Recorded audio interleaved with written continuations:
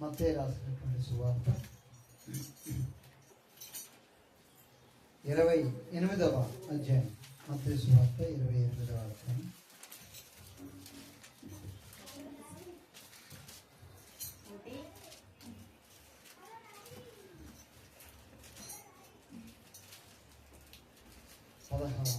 పదహారవ వచనం నుంచి కొన్ని వచనాలు మనం చదువుతున్నాం. 11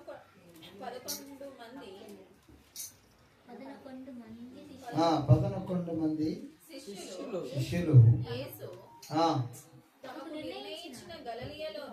తమకు నిర్ణయించిన గలిలయలోని కొండకు వెళ్ళిరి.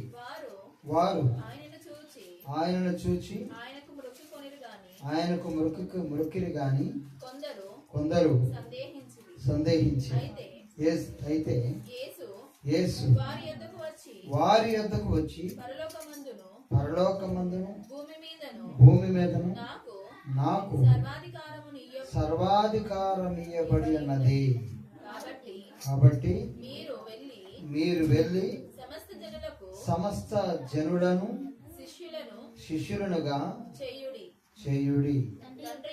తండ్రి యొక్కయు కుమారుని యొక్కయు పరిశుద్ధాత్మ యొక్కయు నామములోనికి వారికి బాప్తిసమిచ్చుచు నేను మీకు ఏ సంగతులను ఆజ్ఞాపించుతునో వాటన్నిటిని గైకొనవలెనని వారికి బోధించుడి.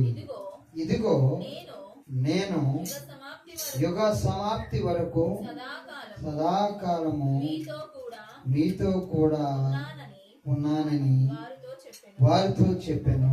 దేవునికి స్తోత్రం. చిన్న ప్రార్థన. స్తోత్రములు తండ్రి, పరిశుద్ధుడు అయిన ప్రభువా, నేను ఒట్టివాడిని మట్టివాడిని నిలబడి ఉన్నాను. ఈ వాక్యములో ఉన్నటువంటి మర్మములను మాకు బయలుపరచండి. ఆత్మదేవుడా, నువ్వు లేకుంటే మేము మాట్లాడలేము. ప్రభువునికి వందనాలు తెలుస్తున్నాం. యేసు నామమున అడిగి వేడుకొనిచున్నాం తండ్రి, ఆమేన్.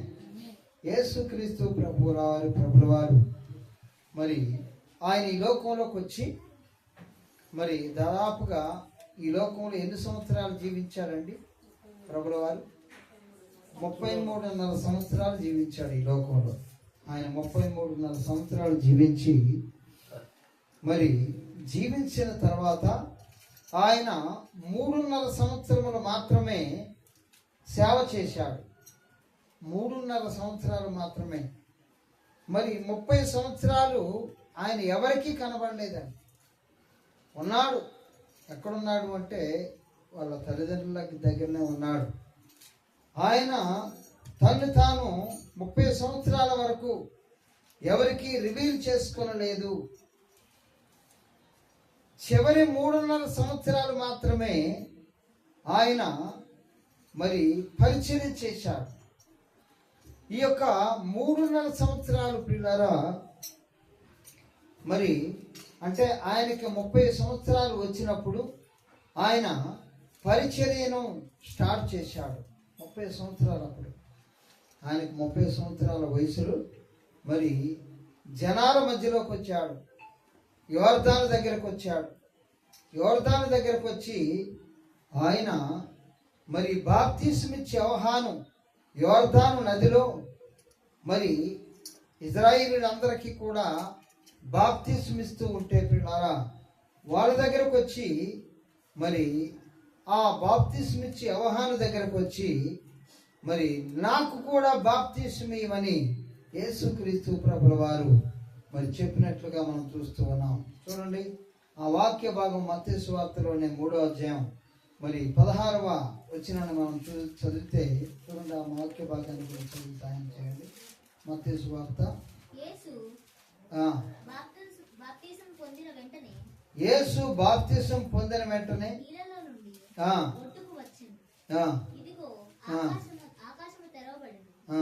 13వ వచనం నుంచి చదవండి. ఆ సమయమున యోహాను చేత బాప్తిసం పొందుటకు యేసు గలిలయ నుండి యోర్దాను దగ్గరనున్న అతని యొద్దకు వచ్చెను.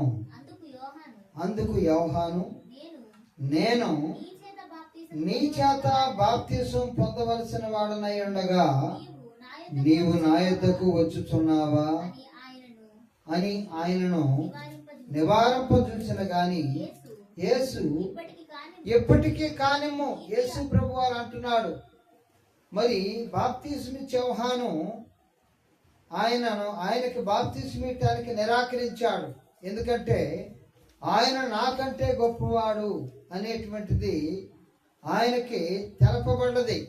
కాబట్టి మరి ఆయన్ని నివారింపజూసినట్టు ఏమని, మరి బాప్తిసము నేను నీ చేత బాప్తిసం పొందవలసిన వాడనై ఉండగా నీవు నా దగ్గరకు వస్తున్నావా అని ఆయన్ని మరి వద్దండి మరి అని నా దగ్గరకు రావద్దు అని నివారింపజూశాడు. కానీ యేసుక్రీస్తు ప్రభువారు ఏమంటున్నాడండి, ఇప్పటికీ కానిమ్ము నీతి యావత్తు ఇలాగా నెరవేర్చుట మనకు తగినదని ఉత్తరమిచ్చిన గనుక అతడు అలాగు కానిచ్చను.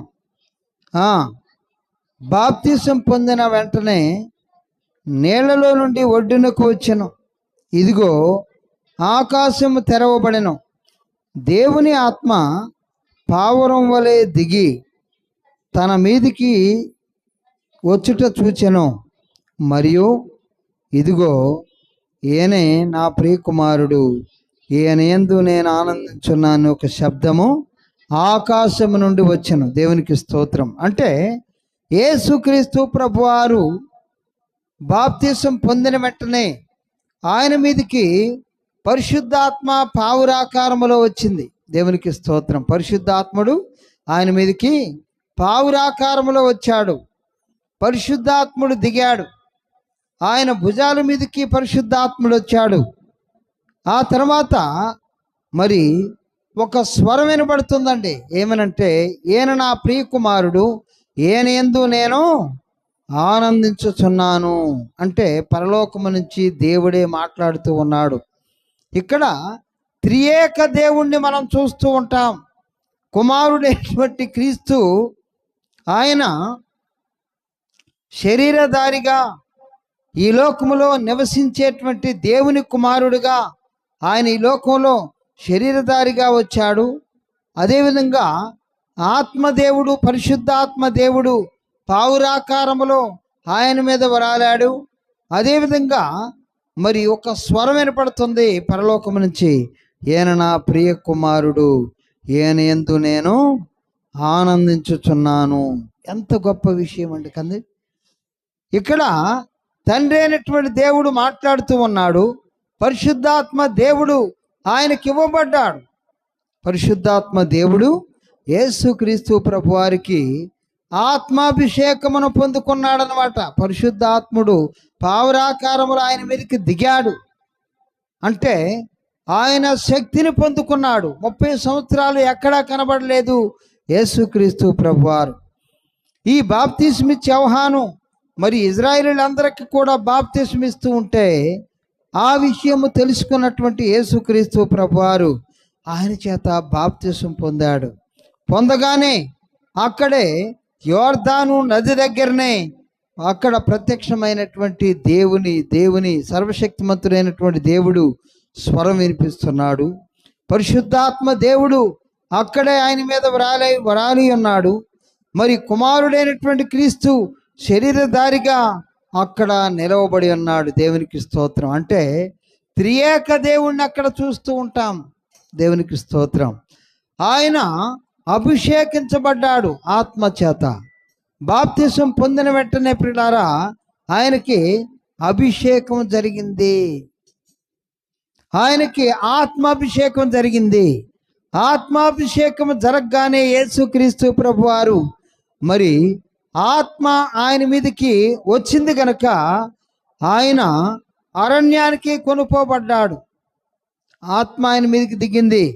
ఆ తర్వాత యోదయ అరణ్యములోకి ఆయన్ని పరిశుద్ధాత్ముడు ఆయన్ని తీసుకుని పోయాడట. యేసుక్రీస్తు ప్రభువారిని తీసుకుని పోయిన తర్వాత అక్కడ 40 రాత్రులు 40 పగుళ్ళు ఉపవాసము ప్రార్థనలో ఉన్నాడు. దేవునికి స్తోత్రం.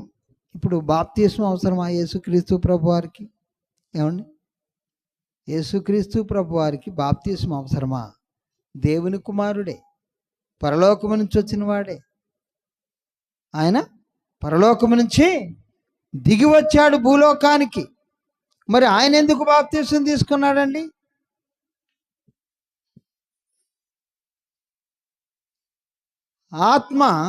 ఆయన ఆత్మను పొందుకున్నాడు, అభిషేకాన్ని పొందుకున్నాడు. ఇదంతా మనకు చూపించడం కోసం మనం కూడా ఈ విధంగా బాప్తిస్మం తీసుకోవాలి అని, రక్షణ పొందే మార్గాన్ని, మనకి మాదిరికరమైనటువంటి జీవితాన్ని ప్రభుల వారు చూపించాడు. దేవునికి స్తోత్రం. మాదిరికరమైనటువంటి జీవితం మనం కూడా ఈ విధంగా బాప్తిస్మం పొందాలి అని, మారు మనసు పొందాలి అని, దేవుని రాజ్యములోనికి పోవాలి అంటే, మరి పరలోక రాజ్యాన్ని మరి మనం అందుకోవాలి అంటే బాప్తిస్మం చాలా ప్రాముఖ్యమైంది అని. అంటే యేసుక్రీస్తు ప్రభు వారు పరలోకము నుంచి వచ్చిన వాడే కదా, ఆయనకు బాప్తిస్మం అవసరమా? అవసరం. అంటే మనందరి కోసం ఆయన తీసుకున్నాడు. దేవునికి స్తోత్రం. మనం కూడా బాప్తిస్మం పొందాలి అని, మనము కూడా ఆయనకు ఆత్మాభిషేకం అవసరమా? పరిశుద్ధాత్ముడు ఆయన మీదకి పావురాకారంలో దిగాడు. అదే అపోస్తలుల కార్యాలు 10వ అధ్యాయం 38వ వచనంలో చదవండి ఒకసారి. అపోస్తలుల కార్యాలు 10వ అధ్యాయం 38వ వచనాన్ని మనం చూద్దాం. యోహాను బాప్తిస్మం ప్రకటించిన తర్వాత యోదయందంతటా ప్రసిద్ధమైన సంగతి మీకు తెలియను. అదేదనగా దేవుడు నజరేయుడైన యేసుని పరిశుద్ధాత్మతోను శక్తితోను అభిషేకించెననున్నదియే. దేవునికి స్తోత్రం. పరిశుద్ధాత్మతో ఆయన అభిషేకించెననున్నదియే. అభిషేకించిన తర్వాత ఏం జరిగిందండి? చదవమ్మా. దేవుడు పరిశుద్ధాత్మను ఆయన పొందుకున్న తర్వాత, శక్తి పొందుకున్న తర్వాత, దేవుడు ఆయనకి తోడై ఉండెను గనక ఆయన మేలు చేయుచు అపవాది చేత పీడింపబడిన వారిని అందరినీ స్వస్థపరచుచు సంచరించుచుండెను. దేవునికి స్తోత్రం. మేలు చేయుచు, మేలు చేశాడట. ఎవరికి కీడు చేయలేదు యేసుక్రీస్తు ప్రభువారు. మనం కూడా ఆయన నమ్ముకున్నటువంటి మనమందరము కూడా ప్రియులారా మేలు చేసే వాళ్ళంగా ఉండాలి. కీడు చేయవలసి వస్తే అక్కడి నుంచి పారిపోవాలి. దేవునికి స్తోత్రం. కీడు చేయవలసి వస్తే మనం అక్కడి నుంచి పారిపోవాలి. కాబట్టి ప్రియులారా, మరి యేసుక్రీస్తు ప్రభువారు ఆత్మాభిషేకాన్ని పొందుకున్నాడు. యేసుక్రీస్తు ప్రభువారు శక్తిని పొందుకున్నాడు. యేసుక్రీస్తు ప్రభువారు బాప్తిసాన్ని పొందుకున్నాడు. యేసుక్రీస్తు ప్రభువారు ఆ యొక్క శక్తిని పొందుకొని, బాప్తిసమును పొందుకొని, ఆత్మాభిషేకమును పొందుకొని ఆయన మేలు చేశాడట. దేవునికి స్తోత్రం. మేలు మాత్రమే చేసినట్లుగా మనం చూస్తూ ఉన్నాం. దేవునికి స్తోత్రం. ఆయన మేలు చేస్తూ ఉన్నాడు. ఆయన వివిధ రోగాలతో ఉన్నవారిని బాగు చేస్తూ ఉన్నాడు. వివిధ అనారోగ్యములతో ఉన్నవారిని బాగు చేస్తూ ఉన్నాడు. మరి దెయ్యాలు పట్టిన వారిని పారదోలుతూ ఉన్నాడు. దెయ్యాల నుంచి విడిపిస్తూ ఉన్నాడు. కుష్ఠవ్యాధి కలిగిన వారిని బాగు చేస్తూ ఉన్నాడు. చనిపోయిన వారిని బాగు చేస్తూ ఉన్నాడు. అనారోగ్యముతో ఉన్న వారిని బాగు చేస్తూ ఉన్నాడు. అనారోగ్యముతో ఉన్నటువంటి ప్రజలందరినీ కూడా విడిపిస్తూ ఉన్నాడు. ఆయన మేలు మాత్రమే చేశాడు. దేవునికి స్తోత్రం. అయితే ప్రియులారా, ఆయన్ని చూస్తున్నటువంటి ఆయన ప్రజలే ఆయన మీద అసూయ పడ్డారు. ఆయన మేలు చేస్తూ ఉంటే, ఆయన కీడు ఏమాత్రము చేయకుండా మేలు మాత్రమే చేస్తున్నాడు, మంచి మాత్రమే చేస్తున్నాడు. మనం మంచి చేసే బిడ్డలంగా మనం ఉన్నామా? ఈరోజు దేవుని వాక్యం నీతో నాతో మనందరితో హెచ్చరిక చేస్తుంది. మనము మంచి చేసే వాళ్ళంగా మాత్రమే ఉండాలి. ఎందుకు అంటే మన ప్రభు అయినటువంటి యేసుక్రీస్తు ప్రభుల వారు మరి మంచి మాత్రమే చేశాడు. మన ప్రభుల వారు మేలు మాత్రమే చేశాడు. మన ప్రభుల వారు కీడు ఎవరికి చేయలేదండి. దేవునికి స్తోత్రం. కీడు చేసేటువంటి ఉద్దేశం ఆయనకి లేదు. ఆయన మేలు చేశాడు. కాబట్టి ప్రియులారా, ఈరోజు దేవుని వాక్యం నీతో నాతో హెచ్చరిక చేస్తుంది. ఆయన ఈ లోకంలో జీవించినప్పుడు 3.5 సంవత్సరములు మాత్రమే ఆయన పరిచర్య చేశాడని మనం చెప్పుకున్నాం. దేవునికి స్తోత్రం. 30 సంవత్సరములు ఆయన ఎవరికీ కనబడలేదు. 30 సంవత్సరాల వరకు ఆయన కనబడలేదు.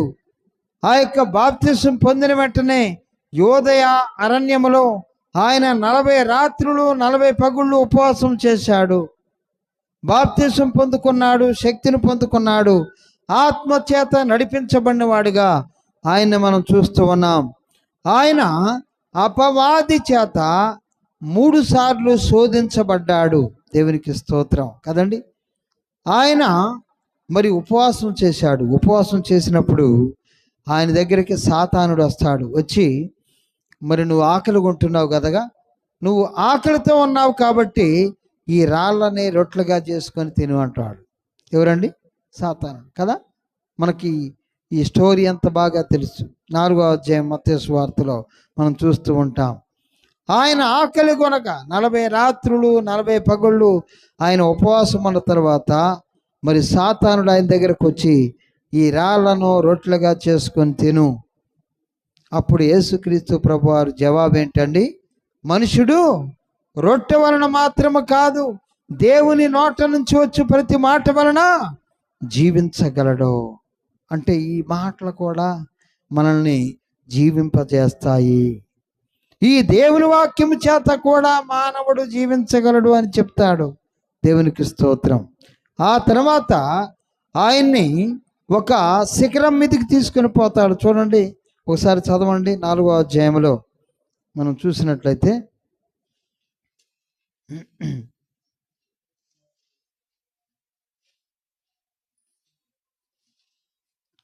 5వ వచనం. అంతటా అపవాది పరిశుద్ధ పట్టణమునకు ఆయన్ని తీసుకొని పోయి దేవాలయ శిఖరమున ఆయన నిలవబెట్టి, నీవు దేవుని కుమారుడివైతే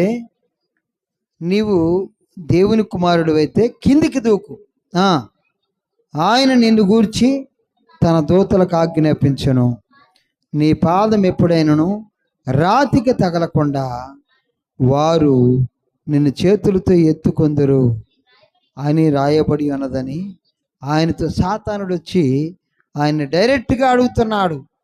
మరి ఆయన్ని దేవాలయ శిఖరం మీద నిలవబెట్టాడు. తీసుకుని పోయి నిలవబెట్టి, నీవు దేవుని కుమారుడు కదా. ఇప్పుడు మనల్ని కూడా ఇట్లా శోధిస్తూనే ఉంటారు. మీరు ప్రార్థన చేస్తున్నారు కదా, మీకు ఎందుకు ఇవన్నీ రాలేదండి? లోకంలో చాలా ప్రార్థన చేసే వాళ్ళకి ఏది వచ్చినా వాళ్ళు పట్టించుకోరు. మన మీదనే దృష్టి. అంటే నువ్వు మంచిగా ఉండటం మరి సాతానికి ఇష్టం ఉండదు.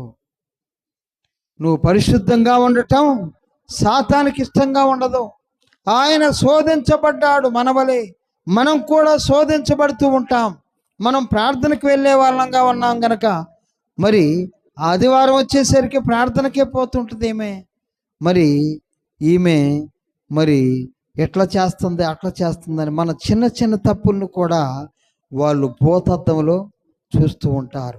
జనులు, ఈ లోకంలో ఉన్నటువంటి ప్రజలందరూ కూడా ఆ విధంగానే ఉంటారు. పిల్లారా, ఆయన్ని దేవాలయ శిఖరం మీదకి తీసుకుని పోయి, ఇక్కడి నుంచి నువ్వు దూకు. ఎందుకు అంటే వాక్యములో రాయబడది, దేవుని దూతలు నిన్ను నీ పాదములో రాయికి తగలకుండా పైకెత్తి పట్టుకుంటారు గనక నువ్వు ఇక్కడి నుంచి దూకు అంటాడు సాతానుడు. అప్పుడు యేసుక్రీస్తు ప్రభు వారు ఏమంటారండి? శోధింపవలదు. దేవునికి స్తోత్రం. శోధించొద్దు దేవుణ్ణి. నేను దేవుని కుమారుడువా అంటే మనకు డౌట్ కలిగిస్తాడనమాట సాతానుడు. నువ్వు ప్రార్థనకే వెళ్తున్నావేమో, నువ్వు ప్రార్థనకు పోతున్నావు కదా. మనము తెలివిగా ఈ లోకంలో జీవించాలండి. దేవునికి స్తోత్రం. మనకి శోధనలు వస్తూ ఉంటాయి. వాటిని ఎదుర్కొనేటువంటి ప్రయత్నం చేయాలి. మనము అబద్ధం ఆడొద్దు, కరెక్టుగా సమాధానం చెప్పాలి. మరి బొంకొద్దు, కరెక్టుగా సమాధానం చెప్పాలి. చాలా జాగ్రత్తగా ప్రభువుని అడుగుతూ మనం ఈ లోకంలో జీవించాలి ప్రియులారా. అబద్ధం ఆడకుండా మనం ప్రయత్నం చేయాలి. అబద్ధం ఆడితే మళ్ళీ సాతానుడు మనల్ని పట్టుకున్నట్టే. కాబట్టి ప్రియులారా, మరి ఇక్కడ యేసుక్రీస్తు ప్రభువారిని నీవు దేవుని కుమారుడు అయితే అనే ప్రశ్న వేస్తూ ఉన్నది. నువ్వు దేవుని కుమారుడివేనా అంటే ఆయనకి డౌటు కలిగిస్తుందన్నమాట. సాతానుడు మనకు కూడా డౌట్ కలిగిస్తూ ఉంటాడు. నువ్వు ఎప్పుడూ ప్రార్థన చేస్తూనే ఉన్నావు కదా, ఎట్లెందుకు జరిగింది? నువ్వు నిరంతరం ప్రార్థన చేస్తున్నావు కదా, నీకు ఎట్లా నీ కుటుంబంలో ఎట్లెందుకు జరిగింది అనేటువంటి ప్రశ్నలో మనలోకి అన్యులందరూ కూడా సంధిస్తూ ఉంటారు. కాబట్టి వాటన్నిటిని బట్టి మనము మరి ధైర్యం తెచ్చుకోవాలి ప్రియులారా. వారికి సమాధానం తెలివిగా వారితో సమాధానం చెప్పేటువంటి బిడ్డలంగా మనం ఉండాలి. మరి ఆ తర్వాత మరి ఆయన ఒక మరి శిఖరం మీదకి ఆయన తీసుకొని పోయి, ఎత్తైన ఒక కొండ మీదకి ఆయన తీసుకొని పోతాడు. చూడండి 8వ వచనం చదువమ్మా. ఎత్తైన యొక్క కొండ మీదకి ఆయన్ని తోడుకొని పోయి ఈ లోక రాజ్యములన్నిటినీ వాటి మహిమను ఆయనకు చూపి, నీవు సాగిలపడి నాకు నమస్కారం చేసిన ఎడలా వీటన్నిటినీ నీకిచ్చదనని ఆయనతో చెప్పాను.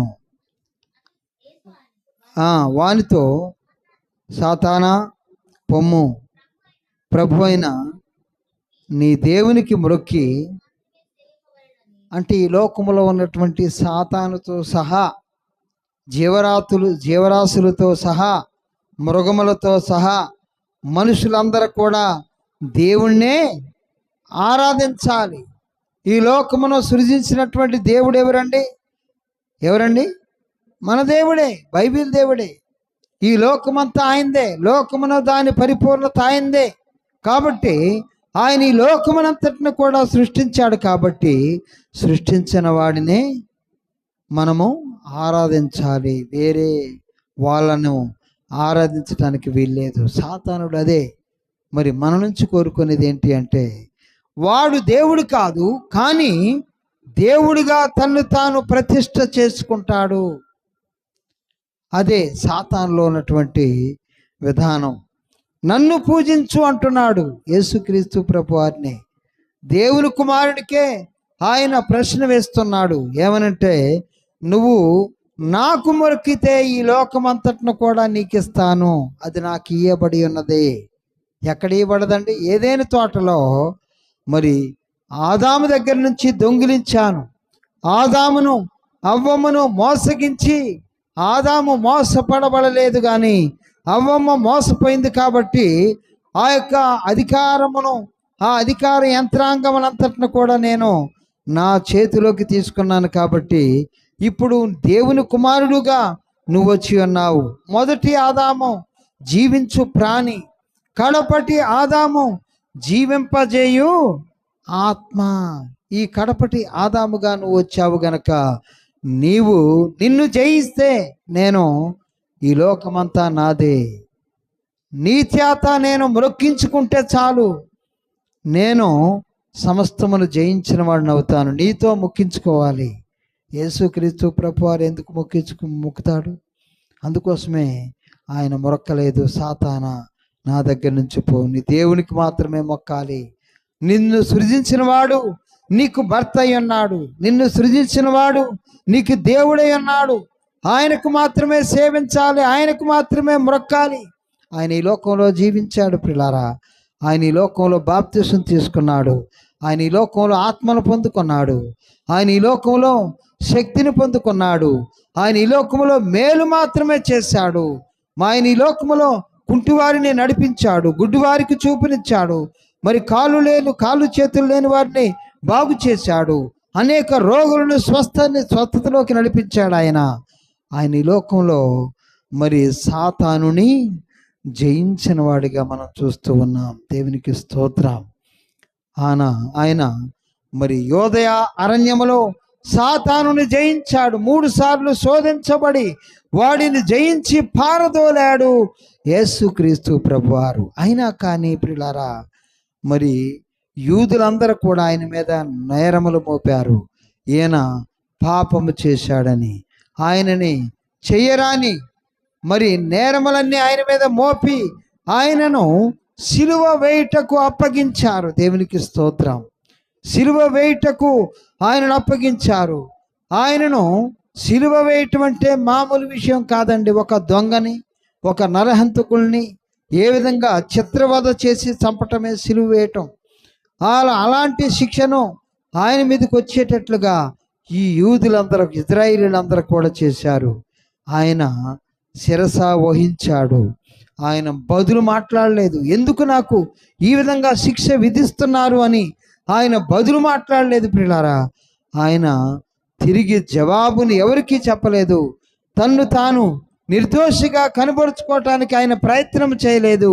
ఎందుకు అంటే దేవుడు ఆయన మీద ఈ లోక పాపమనంతా ఆయన మీద మోపాడు గనక ఆయన అన్నిటినీ భరించాడు, నిందలను భరించాడు.